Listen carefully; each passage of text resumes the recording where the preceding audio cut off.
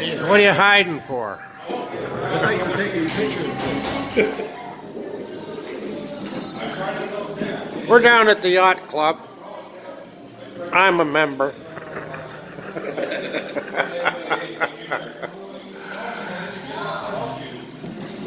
There's the boys going out on the lake out there.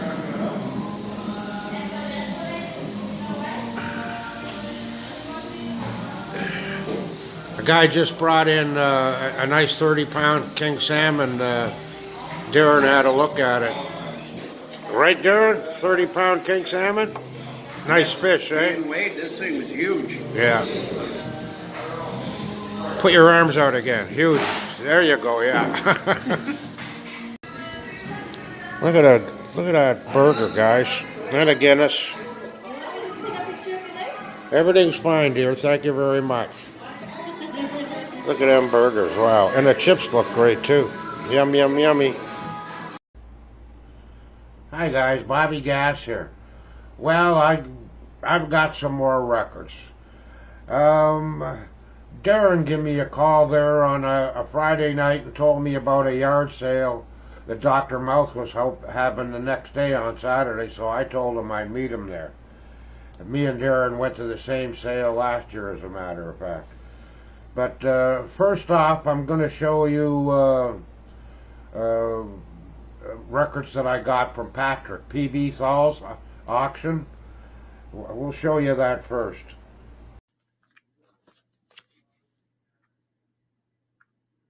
Is this on? Okay. So the title of this video is I Bought a Record Collection, Part 1. So I'm going to show you very quickly some of the records I got from this record collection I bought. I think it was on Friday. Here's the records from Patrick's auction. That was 2 or 3 auctions. Got enough records so that he could send them. He also sends a couple of records along that he's not happy with. One song might have a scratch on it or a skip, and he'll send it to me if he knows I like it, right? Or, ring wear, ink, water stains, that doesn't bother me. I play records, not the covers. Anyhow, here we go. Let's open this up. Oh, yeah. Oh. Actually, Darren told me that he put a record in for me that he figures I'd like, and he's absolutely right. The record he gave me was this right here, Artie Shaw, Moonglow. It's got a whole bunch of my favorites on here, his most famous, of course, is Begin to Begin, But he's got Stardust on here, Moonglow, Temptation, Dancing in the Dark, Indian Love Call. That's a Slim Whitman song, right? And that's the one where the Martians' heads exploded. I can't stand it by Slim Whitman. I'm dying to find out how Artie Shaw does it, right? I loved Artie Shaw. He was a man after my own heart. Now here's the records Patrick sent. He sent Surrealistic Pillow. That was apparently, that's a throw-in because one of the songs had a skip on it. And so he sent this one here along.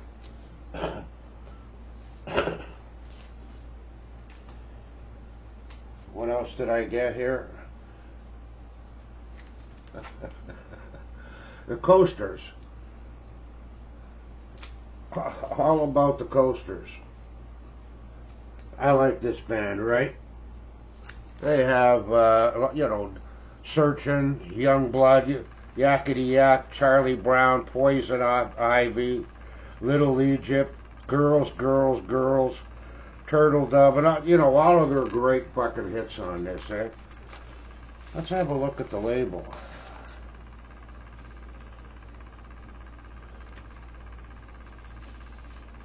Oh yeah, it's all in, I don't know, can you see that? It's all in Japanese writing. Oh, it's on the Atlantic. Hmm.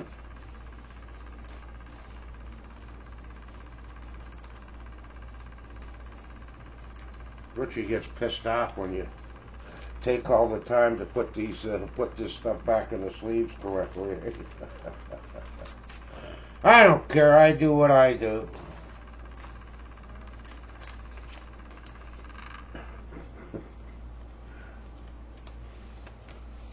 I love the coasters. I loved all that early doo-wop and stuff like that. Oh, look at that.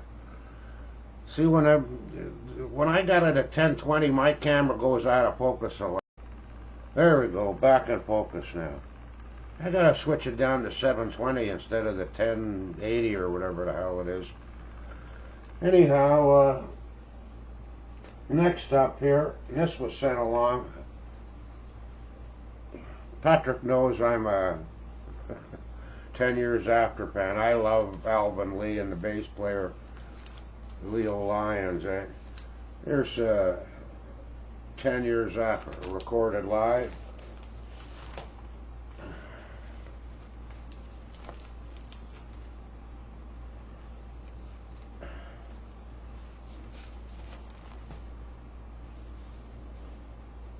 There he is, Alvin Lee.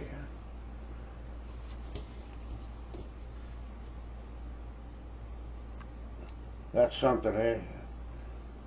When I was in the music business, soundboards did not look like that, believe me.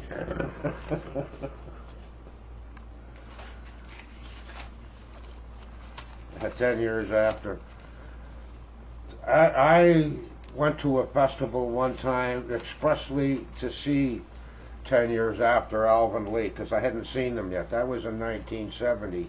I mean, there was all kinds of other great people there, you know, at the gig, but I wanted to see this guy real bad, eh? That was the Train Festival, 1970. Janis Joplin, the band, Traffic, the Grateful Dead, Buddy Guy. Oh, there was all kinds of great bands there, right? There's Alvin Lee and Company. That's after he left the band, went on his own. I had that one. Well, I had both of them actually. The Blues Brothers. Suitcase Full of Blues. Is that what they call this one? Oh, Briefcase Full of Blues. And that's because actually they copied a band here in Toronto. Dan Aykroyd set it up, Downchies Blues Brand, right? And so they had an album called Suitcase Full of Blues. So Aykroyd and he called it Briefcase Full of Blues. Good music on it. Actually, surprisingly, they were pretty good. I wanted this one bad.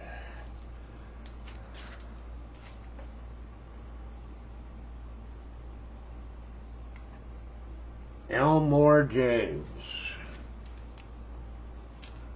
Mr. Slide. What label's this on?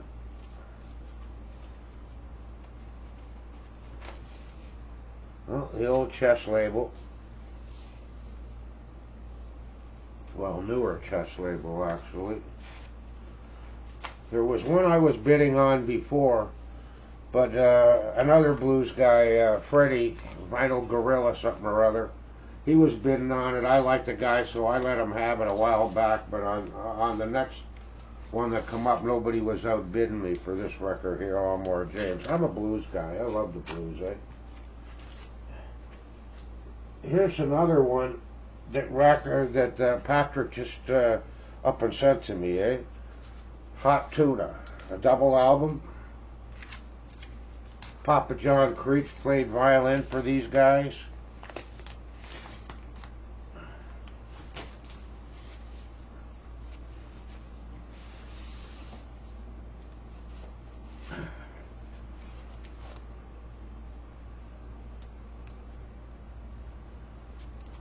I don't know that label.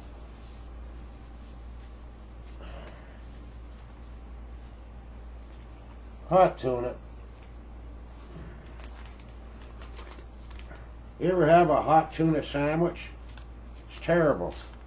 I knew a guy who used to take the tuna, and he used to, you know, the juice that's in the tuna, he used to drink that stuff like it was a shot glass. I read someplace that when you're making, you know, you drain the juice out of the tuna and add some onions and mayonnaise and make yourself some tuna fish sandwiches. I read where you're supposed to leave the juice in with it. You don't drain the juice out of it. It's supposed to taste better. Next up, I really wanted this record really, really bad, and I didn't pay that much for it, right? $10 or $12 is all I paid for it, and that's John Hadman, So Many Roads. I seen this guy in 1970 or 71. I took a buddy down to him because I knew the guys. I knew all about the guy's old man, and I really liked some of the blues this guy was coming up with. White Boy Blues, eh? It was pretty goddamn good. I seen him down at the Riverboat. Riverboat was a small coffee bar. You're only sitting, you know, I was right in front of the stage, maybe 12 feet, sitting there in a little two-seater with my buddy. And he was fantastic. I mean, he was just absolutely fantastic.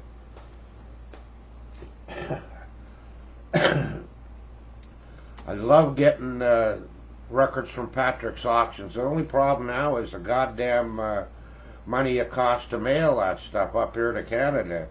It's going to stop me from ordering music from the States, actually, eventually, because I mean it's just absolutely crazy what it costs to mail to Canada. Next up here, I'm going to show you Dr. Mouth's records, right? Show you what, you know, the doctor says, right? He's a local DJ, and they just switched him from a weekday show to a Saturday show because I guess he's getting more popular. He plays some incredible music.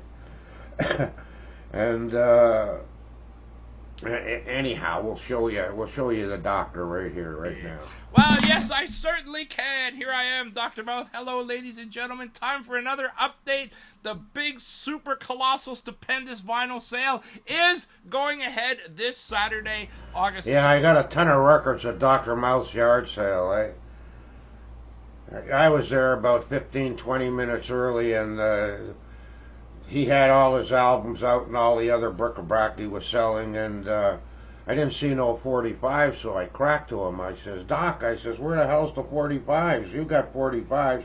And he says, well, I didn't want to bring them out because of the heat. I thought they might melt. He says, last time I brought them out in last year, some of them sort of warped because of the heat, right? So I says, well, I'd like, he says, if you want to see them, I'll bring them on. I says, go ahead. So he brought out a big box of 45s, and I bought quite a few of them.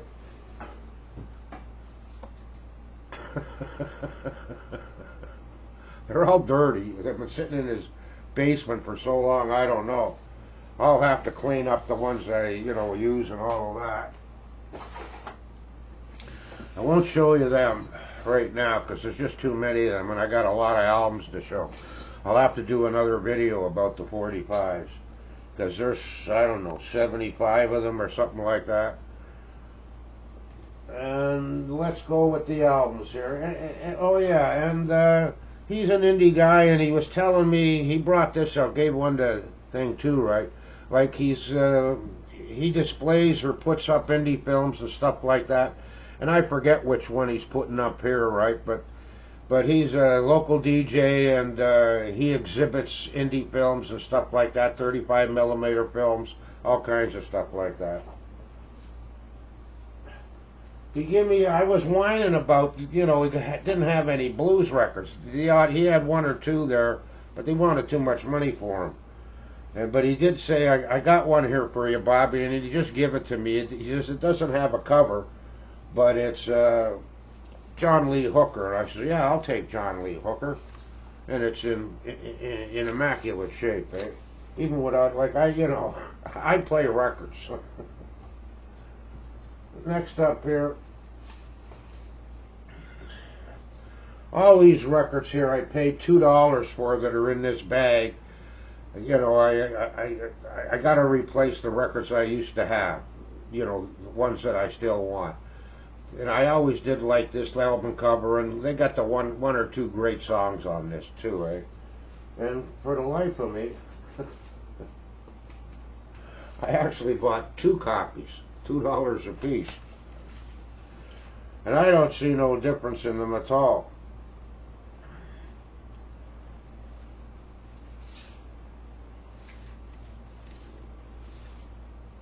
No, exactly the same records. Although this one feels heavier than this one. Let's take a look. See what that's all about.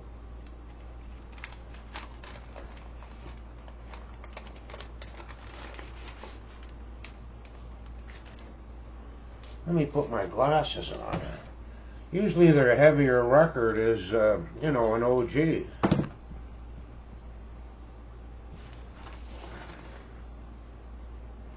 This is Canadian.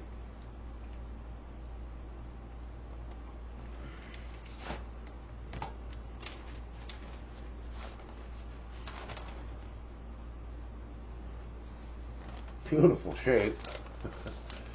It's Canadian. Canadian records sound great. German records sound great.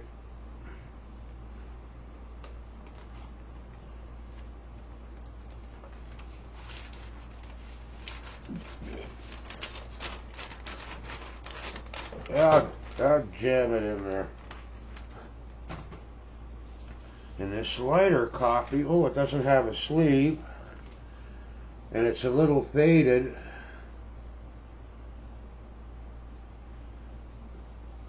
It's a different sort of color. Faded, eh? But it also says made in Canada. And it's a newer, it's a cleaner dust cover too. This one here, I would take it as OG, and this one's a later pressing. Everything's the same on it though, all the numbers. Yeah, oh well. Little things like that are interesting to me. Next up here, Nazareth, $2, why not? I actually passed up on a lot of that kind of stuff. I got a Jim Dandy one here, man.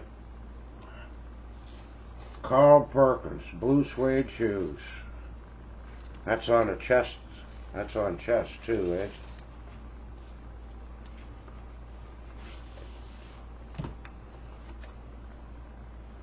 Good old sun, or nuts. What did I say? It's on chest. It's on sun. Super shape too. Glossy as shit. I like grabbing Sun Records. I got a bunch of 45s and a number of albums. But I love getting the Sun Records.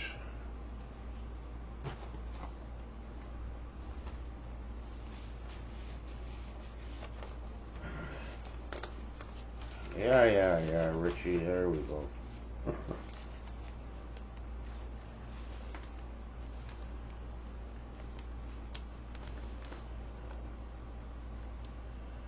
Come on, get in there.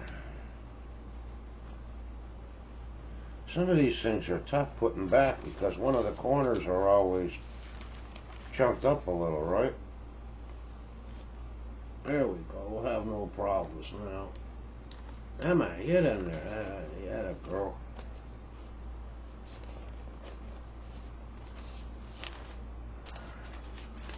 Come on.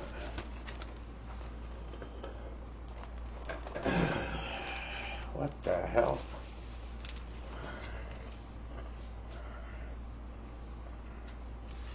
Carl Perkins. I always wondered whether Johnny Cash, guitar player Luke Luther Perkins, I always wondered if they were related, but I forget who it was. I think it was Bipper, John Bip Bop Boop. I think he told me they weren't related. Here's the one here. Do you guys, some of you guys will remember the Cruising series of records, A History of Rock and Roll. There's a bunch of the ones there. I had 2 or 3 of these albums originally, right?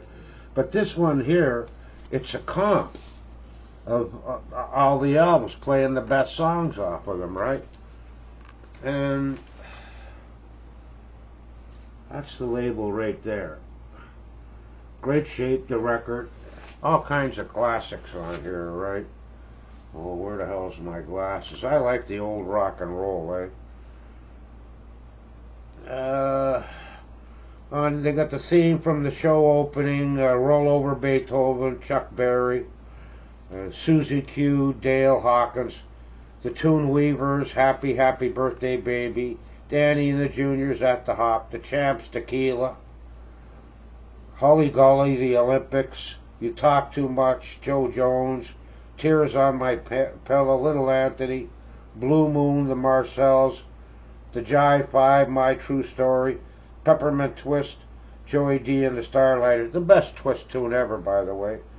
And last but not least, Soldier Boy by the Shirelles. All original pressings, too. You got to watch that when you're buying older records on comps and stuff like that, because a lot of times, you know, they're not the original song, right? It's a later pressing, and they don't sound as good. You know, the originals always sound better to me anyhow, right?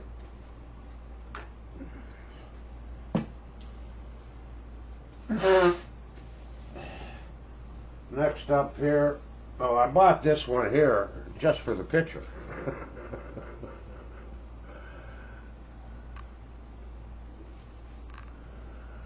Gil Ventura, Sax Club number 12. Feelings, Reach Out, I'll Be There, Paloma La Blanca, Africa, What a Wonderful World, Foot Stomping Music, I don't know what it is. I like the picture though. Next up here, Louis Jordan's Greatest Hits. One of the early rock and roller guys. This guy was playing rock and roll in the 40s, guys, in the 40s. Rock didn't start in 1954 with Rock Around the Clock. It didn't, believe me. Louis Jordan, he's got a lot of Choo Choo Boogie, Let the Good Times Roll. Of course, Caledonia, what he's famous for. School Days, you know, I like Louis Jordan. Next up here is a Quebec band, Harmonium, Frog Prog. I got another French prog one. I had this album before. I had a couple of their albums. They got, you know, some of the prog I ain't too happy with, but they got some songs, you know, there's the label right there, Celebration. Does this one have, let's see here. I got one song I really, I can't read French, so I don't know.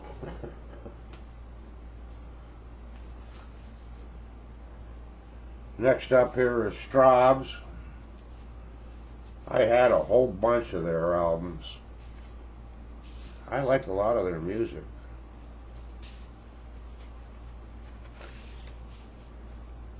Original A&M label. Whoops.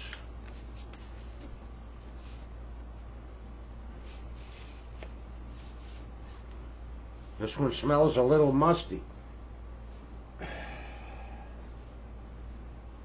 I don't play smells. Oh yeah, here's one here. I had bought all the records, spent about $120 on all the 45s and albums. It was cheap, right? And he gives me a deal.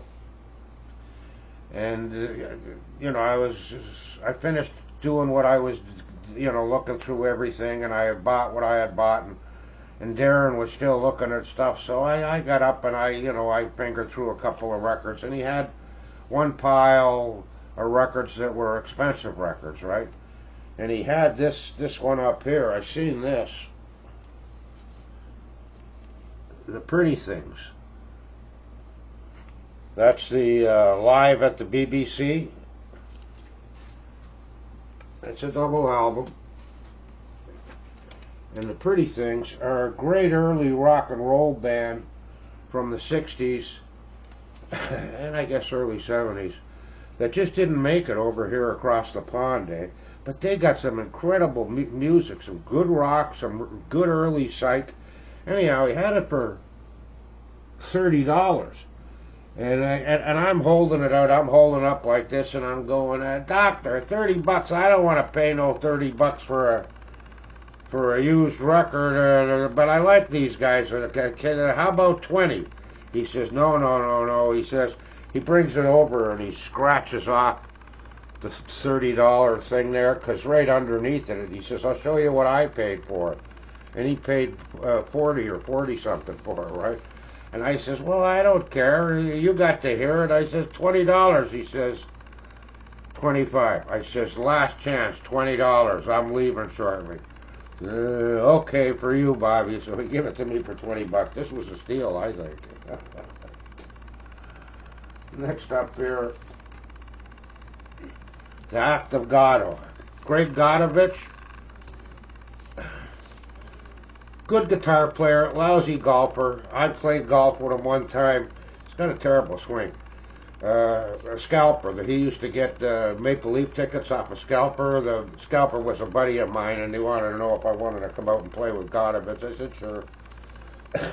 I was 20 strokes better than both of them. And here's a guy I always liked. It's Joe Walsh. I always liked Joe Walsh. So what? I seen him with the James Gang early, eh?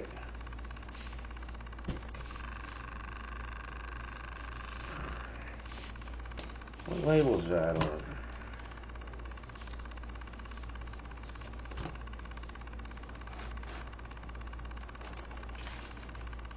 Oh.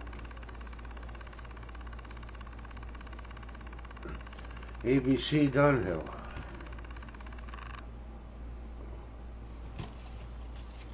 He's quite the character, Joe Walsh.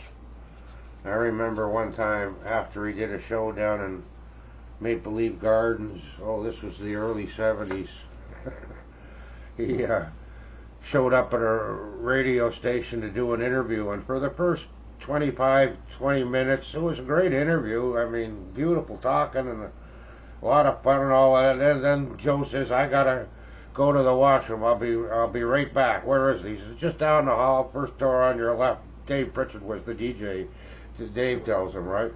And Joe's gone 10-15 minutes like that, right? So after about 20 minutes, the DJ, Dave Pritchard, says, geez, I gotta go find Joe. I wonder what the hell's going on.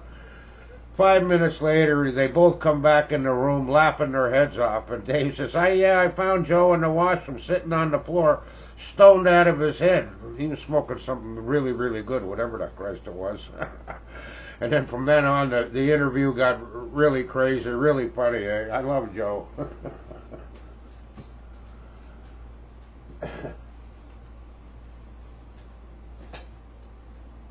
And next up here, Dick Clark, 20 years of rock and roll. It's a double album. I grew up, as most people my age did, with American Bandstand. It started in the 50s. Later on in the 60s, there was all kinds of shows. Shindig, Hullabaloo, Hoyt Saxton. There was all kinds of rock and roll shows after this. But like I was telling you earlier, when you're buying comps, make sure contains the original hits. You want the original hits because they sound better. And this one's got all the, well, it's got everything, right? I mean, it's got everything on it, right? Next up here, I bought this on spec because I never seen the album or never heard of these guys. But it says The Fool's Heavy Mental. So maybe that's metal or that's rock, right, to me? And there's what the guys look like, right?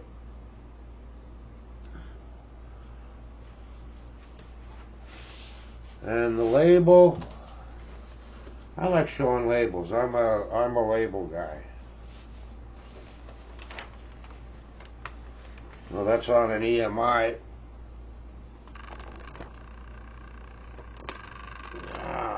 God damn, you can never. Too shiny. There's got to be something I can do about that. Or there might be something.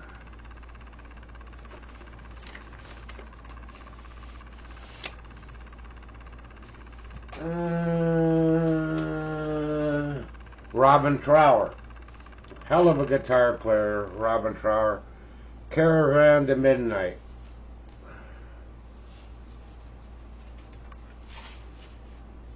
Not a chrysalis.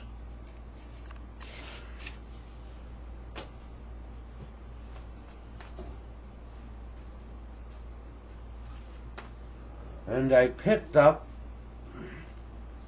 3 Ventures albums. The Ventures A Go-Go, all of them on Dalton, I think, right? The Ventures A Go-Go, or the Ventures Let's Go. There they are there.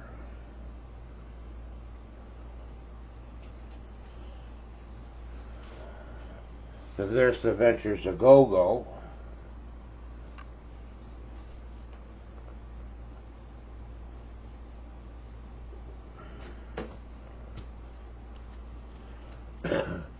Telstar, The Lonely Bull, The Ventures. Is that on Dalton? Yeah, that's on Dalton too.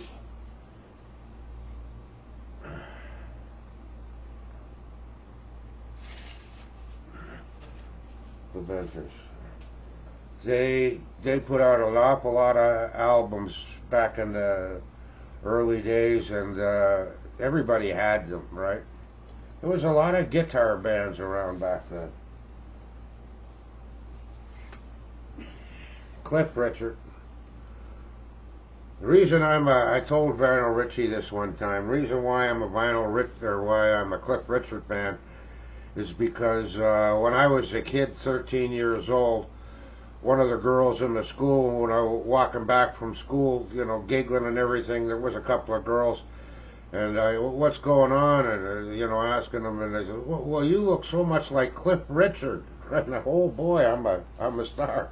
This has got, you know, this is all his early stuff, and that's the only clip that I like.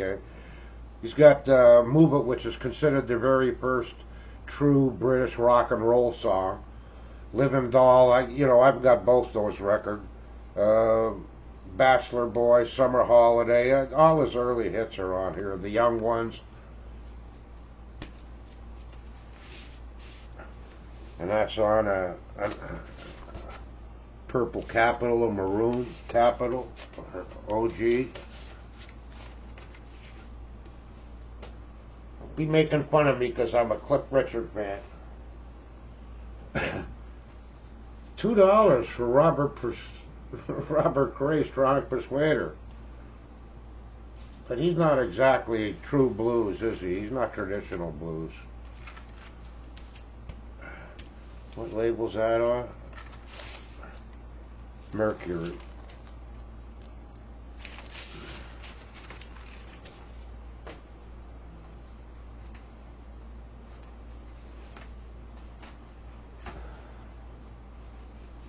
There it is. Remember I was telling you earlier that the Blues Brothers, they copied a band? This is the band they copied. Downchild Blues Band. Later on, they just started calling themselves Downchild instead of the Blues Brothers.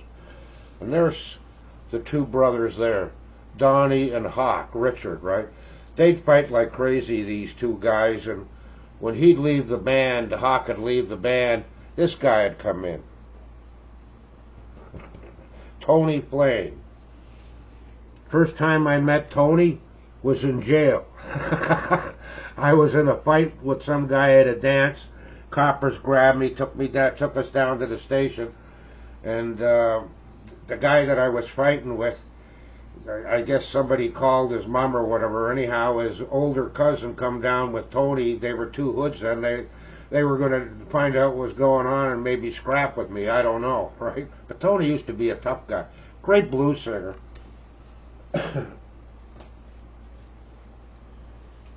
Merle the Pearl here. Got a double album of Merle Haggard.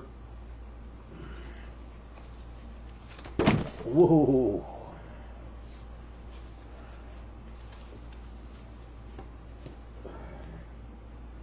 Merle the Pearl. Boy, that's an ugly looking shirt, eh? All them little wee stars.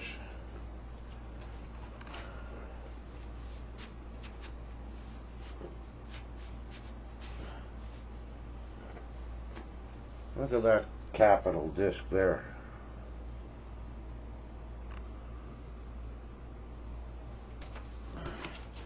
A lot of spindle wheel there. Look, I'm splitting it. I'm splitting it. What the hell is going on there? Is there something else in here? Whoops, did you hear that? I'll have to get the glue out or the tape. Duct tape works good on records. Oh, that's not fucking going in there. I'll have to do this later. Check out what's going on there. The Young Rascals. Always liked this band. Liked their music. Red Atlantic.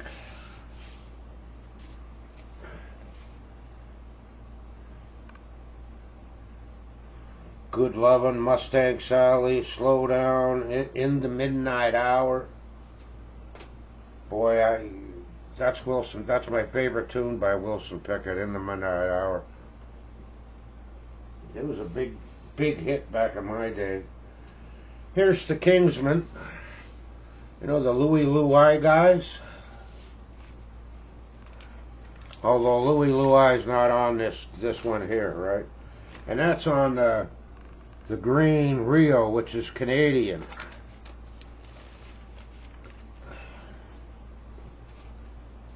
Just a couple more, guys, not many more. There's Leon Russell. I always like Leon Russell. Who's this? Who's the guy he's with here? Mark Bambino.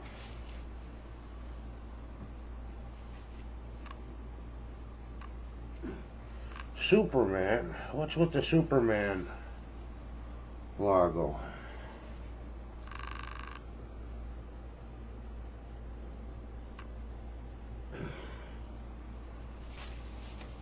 I wouldn't think they'd be able to get away with that, eh? That Superman franchise has, you know, got a lot of crap. Here's the Toronto band, Carol Pope and Kevin Staples, I believe his name is. Rough Trade. She's gay, she is. I tried to pick her up one time down at a gay bar. I was in there trying to straighten out those women. I was drunk, of course, young.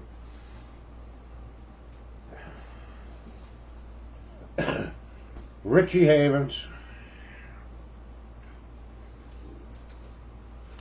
Has this got Freedom on it?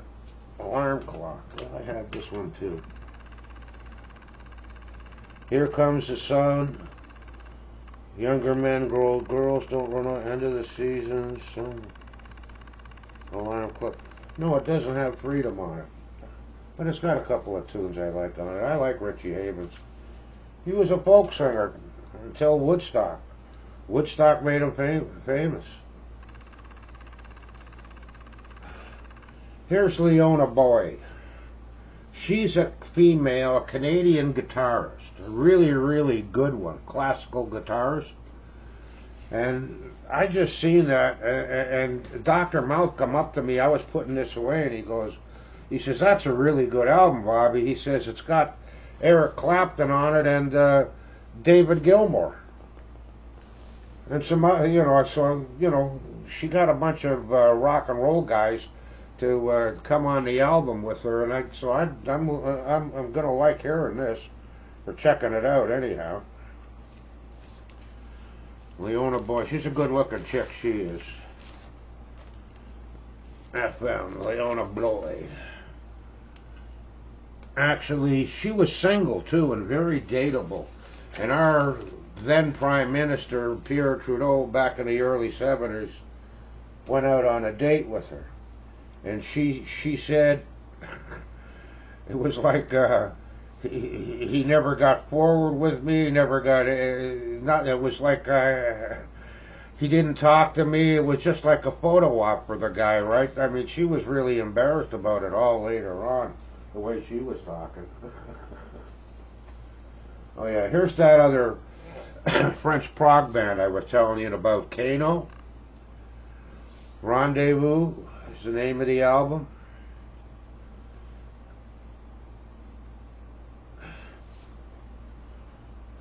Sometimes the Blues is a song I like on here, right? French Canadian from Quebec, these guys. There's a lot of French prog bands out there from the early 70s. And that's on the old A&M.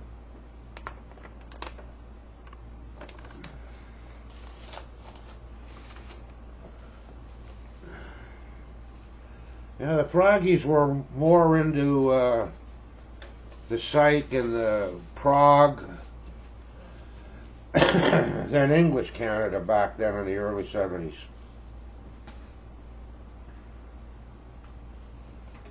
And $2, more of the Monkees. Monkees. Well, I used to laugh at these guys when they first come out. That's on the RCA Victor. Made fun of these guys for a lot of years. Wasn't until, I don't know, maybe the mid-70s when I started appreciating some of their music. And the last record I got, it's got a couple of songs on it I like, Actually, the only two records I like by Paul McCartney are Ram On and this band On the Run. Everything else to me is garbage. I'm not a fan of Paul McCartney's. Never was. Anyhow, that's all the records, guys. I'll show you the 45s at another time. This has been a long video. Adios.